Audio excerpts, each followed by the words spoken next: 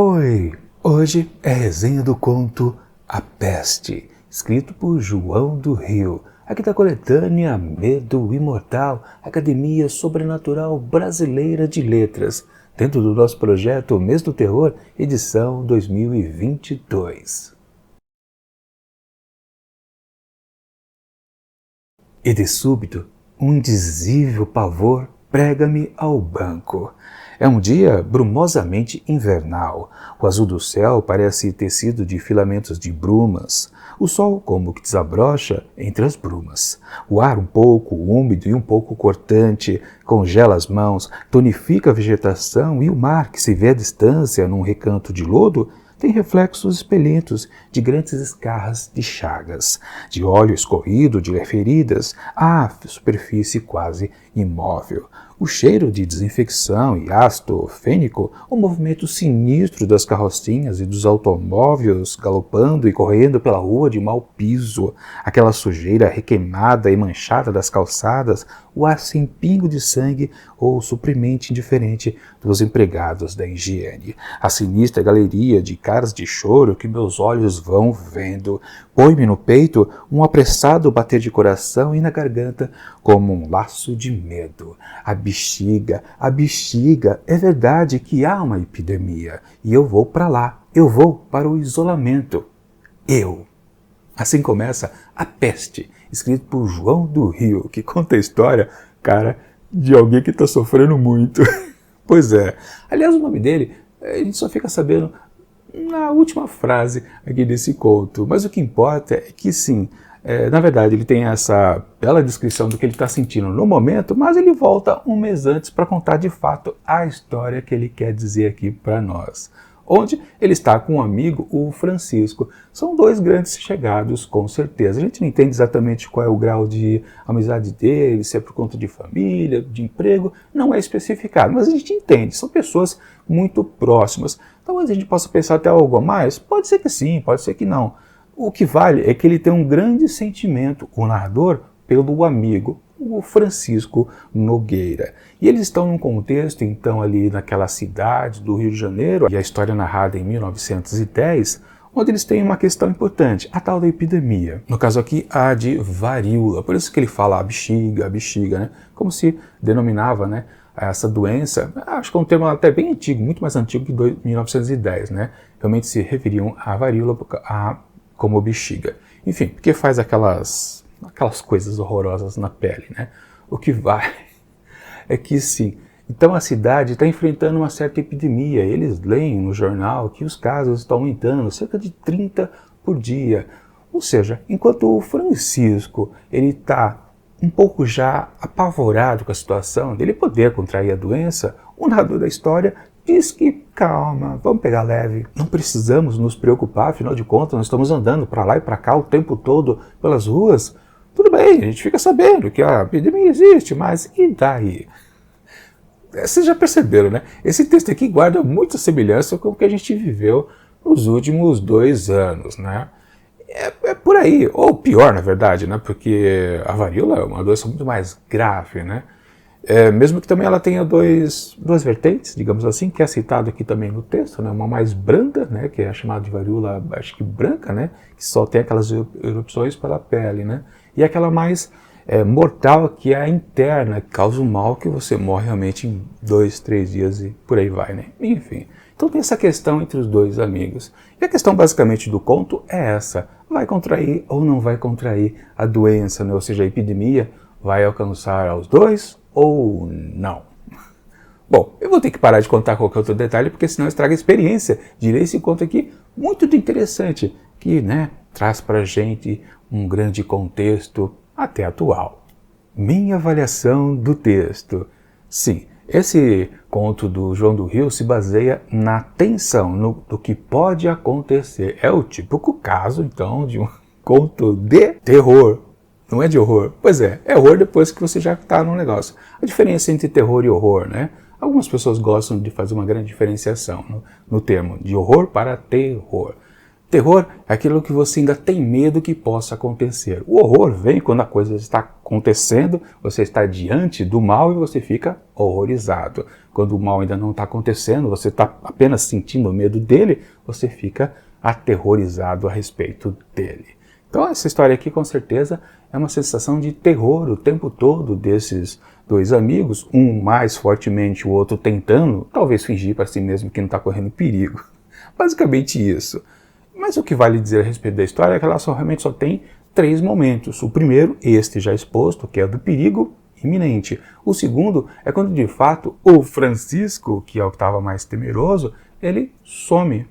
O que aconteceu com ele? Bom, o amigo, narrador então aqui da história, acaba descobrindo que ele foi internado então numa clínica. Pois é, no local já preparado obviamente para receber vários e vários casos constantes então da doença. Uma situação realmente apavorante.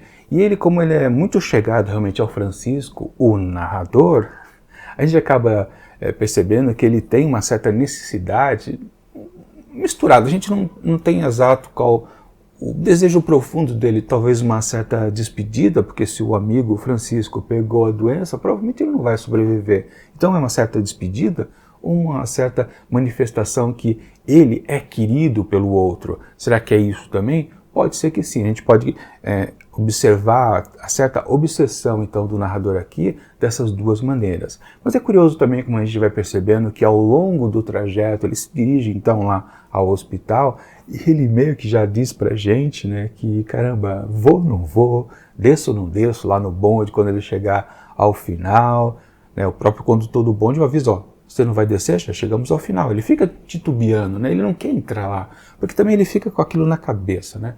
Como é que é a forma de quem contrai, então, a varíola? O estado, a aparência, como é que a pessoa fica? Cheio de bexigas espalhadas pelo corpo. Nesse sentido, a gente começa a perceber que o texto ele vai ganhando, além daquela aflição que a gente já sentiu o tempo todo, talvez um prenúncio de que tudo vai partir para o gore. E, de fato, lá o finalzinho do conto é por aí, você fica realmente com o estômago embrulhado. Pois é. Ou seja, na verdade, o amigo aqui, narrador, ele quer procurar o Francisco naquele misto de cumprir a sua missão, deixar bem demarcado que ele gosta dele, tem afeições e não quer perdê-lo de nenhuma maneira. Ele tem uma certa dificuldade de encontrar um amigo lá dentro da instituição, porque é aquela coisa, né? São uma doença contagiosa, precisa ser isolado, um pouquinho assim, mas no fundo, depois até tem uma certa incoerência lá ao final, mas vamos combinar que talvez isso não importe, porque o que vale é construir essa tensão para o leitor, mantê-la e ao final de todo o texto entregar o ponto mais forte possível, o clímax, talvez digamos assim, que no caso aqui é o gore, né? É você ver realmente o estado do sujeito. Bom, a partir de agora só me resta contar o final da história, mas antes de partir para o spoiler em si, deixa eu dizer uma coisa muito interessante para vocês. É a questão de quando a gente lê um texto, no caso esse daqui, né, que é totalmente conectado com o que nós vivemos nos últimos anos a respeito, né, daquela doencinha, né, que talvez ainda não se possa falar muito bem aqui no YouTube, eu ia falar o nome da doença, né, mas enfim, o que vale, né? Quando eu comecei a fazer a leitura aqui desse livro, Medo Imortal, foi lá em 2019, né? Ou seja, antes de tudo começar. E esse texto então aqui do João do Rio, eu acabei não lendo lá naquela época. E me ficou batendo uma sensação esquisita durante a leitura aqui então dessa narrativa. Tudo que eu sinto agora, eu sentiria da mesma forma lá em 2019, por causa da relação que a gente tem agora, porque lá em 2019 eu estaria lendo a respeito de uma epidemia, tanto completamente distante disso.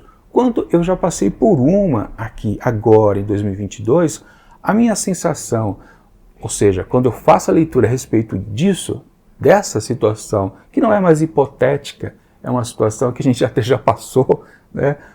Ou seja, a percepção que a gente tem desse tipo de conto é completamente diferente. Na verdade, quando estava tendo toda a narrativa, eu não estava gostando lá muito não. Só quando começou a ficar um pouquinho mais tenso da aflição do personagem em si, é que eu me interessei mais pelo texto. E claro, quando ficou gore, acho que eu gostei mais ainda. Mas todo o prenúncio, toda aquela coisa de sinto ou não sinto medo, tento me cuidar ou não, dou valor às notícias, sim ou também não. tudo isso me passou muito bem en passant, tipo, não me conectei a nada. E eu posso dizer de novo, isso é porque eu já vivi tudo isso nos últimos 2 anos, ou porque lá, quando eu tivesse visto em 2019, eu também sentiria a mesma sensação, que é um texto que não traz ansiedade. Não tenho como responder, na verdade, agora, ou talvez nunca mais.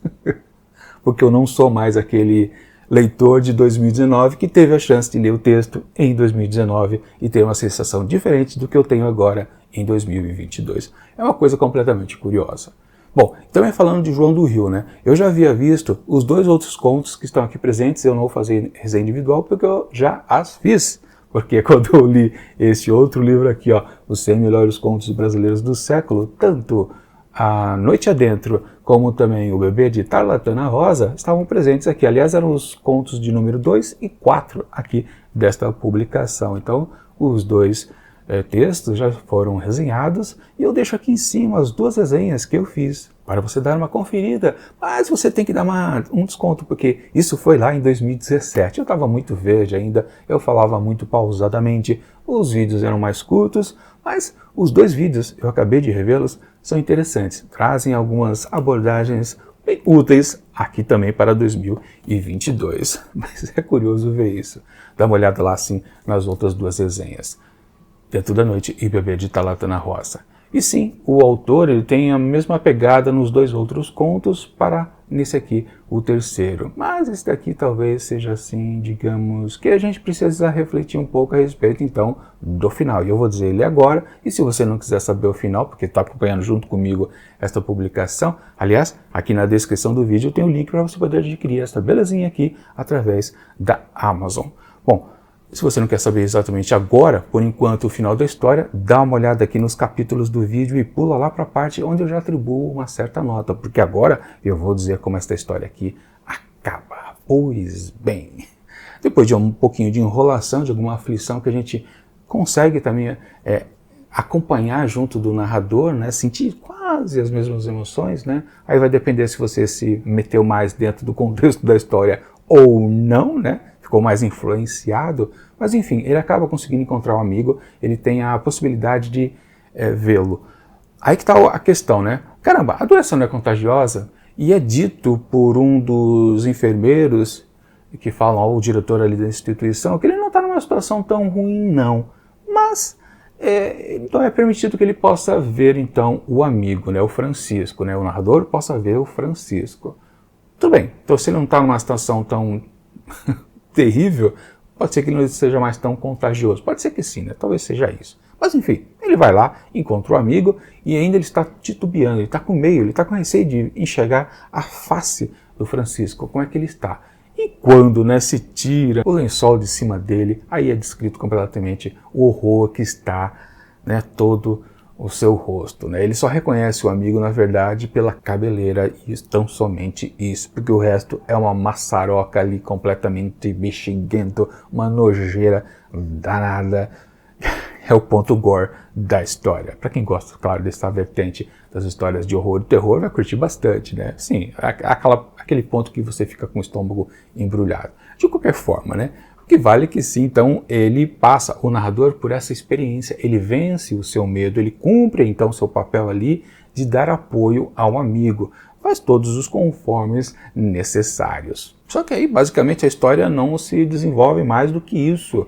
O clímax é realmente ver a face, não do amigo, mas a face da doença em si. Ele que a todo momento, no momento inicial do conto, ele desdenhava um pouco da doença. E, fatalmente, o que a gente acaba descobrindo é que temos um retorno ao primeiro parágrafo, então, aqui desta história, que é o que eu li para vocês. E, quando a gente termina de ler o primeiro parágrafo, nós já sabemos, é declarado, ele diz, o narrador, eu estou com a maledita, né? Eu contraí a bexiga. Então, realmente o texto só volta ao ponto inicial. E aí ele se encerra em mais 2 parágrafos, e já diz que ele acabou contraindo. Aliás, ele diz de forma indireta, porque no penúltimo parágrafo aqui do conto, meio que o narrador muda de pessoa, porque aí é citado sim um nome. e eu vou dizer o nome aqui se eu não perdi a página certa. Acho que está aqui, né? Cadê? Está aqui, ó. Aliás, diz exatamente assim. E Luciano Torres, após a narrativa, caiu-me nos braços a soluçar. Era de noite e foi há 2 dias. Ontem vieram dizer-me que Luciano Torres, meu amigo e colega, fora conduzido em automóvel da assistência do seu elegante apartamento das Laranjeiras para o posto de observação. Está com varíola. Acaba. Então era o último parágrafo mesmo. Não era nem 2. Enfim, acabou. É que depois a gente lembra, né? Isso acontece muito. Estamos lendo um texto e depois a gente esquece do que está escrito lá no começo. Mas aqui ele volta exatamente no mesmo ponto e diz exatamente a mesma coisa. Ou seja, fecha um ciclo absoluto do que a gente já sabia. Na verdade, a gente sabia o final do conto. Mas no fundo, o que importa não é o final do conto, porque o final do conto já era sabido lá no começo. O que vale é o ponto de clímax. Exatamente isso. Considero que seja isso. Na verdade, o X da questão aqui de João do Rio, que ele queria passar então com o seu texto. Enfim, esse conto, ele tem a sua emoção nos termos que eu coloquei antes. A leitura depende de que época que você fez. A leitura do conto, se foi antes de você ter vivenciado um fenômeno de epidemia, ou não. Ou você está apenas vendo uma história ficcional de uma época que poderia ter acontecido uma epidemia. Quer dizer, na verdade, a varíola aconteceu lá naquelas bandas de 1910 no Rio de Janeiro. Não é uma história ficcional, é baseada em fatos. Ou seja, daqui a alguns 10, 15 anos, quando alguém escrever uma história a respeito do que aconteceu nos últimos 2 anos, as pessoas, aqueles futuros leitores, também estarão na mesma situação. Nossa, que coisa que era aquela época, né? Lá nos anos 1920, que tensão que foi, não sei o quê, mas ele vai se envolver pela qualidade do narrador ali da história, pela qualidade do escritor, mas de fato ele não terá a verdadeira noção que aquilo ali era perigoso de fato, ou não, porque simplesmente ele não viveu, ele está acompanhando um relato do passado. E aquelas, praticamente eu não consigo avaliar esse texto de uma forma imparcial. Não tem como ser imparcial depois que eu passei por um período recente de uma epidemia. Claro, não é a mesma, né? Ainda bem que não era a mesma, né? Mas não dá para avaliar direito. Realmente eu não consigo avaliar sem dizer que, caramba, perdi a oportunidade. Eu devia ter lido esse conto lá em 2019, quando comecei a fazer a leitura aqui, então, de Medo Imortal. Para quem não lembra, né? Lá em 2019 eu fiz um mês do terror bem curtinho, apenas fazendo a leitura dos 6 contos aqui da escritora Júlia Lopes de Almeida. Eu deixei o restante para anos futuros, acabei voltando justamente agora, né? Se eu tivesse lido, talvez, já em 2020, no ano seguinte, já dentro do período da pandemia, nossa, talvez eu também tivesse uma outra abordagem. De novo, a questão é que eu poderia ter lido antes e agora estou lendo depois. Se eu lesse durante, talvez tivesse uma sensação diferenciada. Enfim, entenderam o que eu quero dizer, né? Não consigo avaliar direito. E, portanto, para A Peste, de João do Rio, eu atribuo apenas a nota média, 2,5 asteriscos. É um texto que, talvez tentando fugir bastante da minha experiência recente, eu ainda consiga perceber que ele se vale apenas de criar uma tensão ali em cima da figura do narrador, que tem um afeto para o seu amigo infectado, e ele consiga conduzir com uma situação interessante. O final gore também deixa o texto muito bom, mas eu não consigo dizer se realmente é isso mesmo ou não.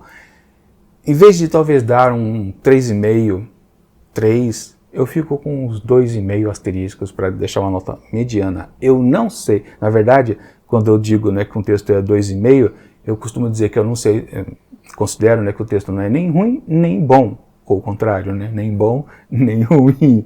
Então, aqui eu não sei avaliar se o texto é bom ou ruim. Esse é o ponto. Por isso, então, 2,5 asteriscos. Enfim, vamos então partir para o próximo texto, na próxima quarta-feira aqui, partindo para um outro autor, né? Que será agora, depois de João do Rio, teremos Humberto de Campos, que olha só, né? Vendo o texto de apoio aqui do João do Rio, a gente descobre que Humberto de Campos foi uma espécie de inimigo aqui de João do Rio. Pois é, vou ver se eu lembro de contar isso no próximo vídeo. Mas teremos 3 contos do Humberto de Campos a seguir. E o primeiro deles será O Monstro, na próxima quarta-feira. Mas enquanto esse vídeo não chega, eu deixo aqui do lado dicas de outras resenhas que já aconteceram aqui na edição 2022 do Mês do Terror. E tchau!